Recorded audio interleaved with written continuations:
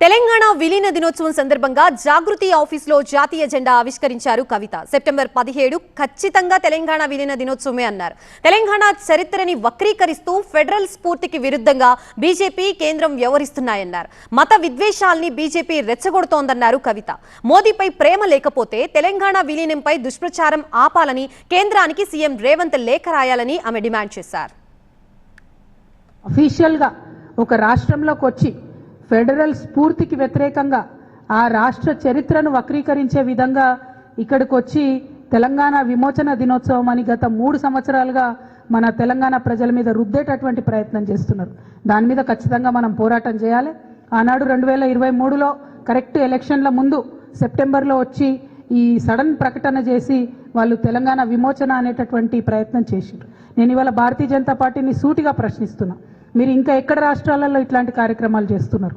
ఎందుకు తెలంగాణలో రెచ్చగొట్టడానికి ఇట్లాంటి కార్యక్రమాలు చేస్తున్నారు? వేరే ఏదైనా రాష్ట్రాలలో పోయి ఆ రాష్ట్ర చరిత్రను వక్రీకరించడానికి ఇటువంటి కార్యక్రమాలు చేస్తున్నారా అని చెప్పి నేను సూటిగా ప్రశ్నిస్తున్నా.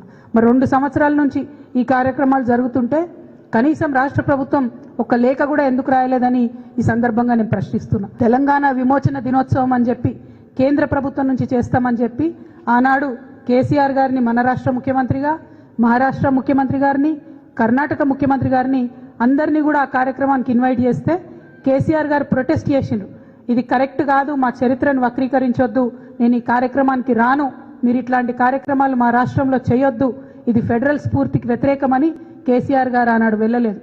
హైదరాబాద్ స్టేట్ మొత్తం కూడా ఇండియన్ యూనియన్లో విలీనమవుతున్నటువంటి సందర్భాన్ని రాచరికం నుంచి ప్రజాస్వామ్యం వైపు మొనార్కీ టు డెమోక్రసీ ట్రాన్సిషన్గా చూసినంత తప్పితే అది రిలీజియస్ ఫైట్ కాదు అనే విషయాన్ని అందరం కూడా గమనించుకోవాలి.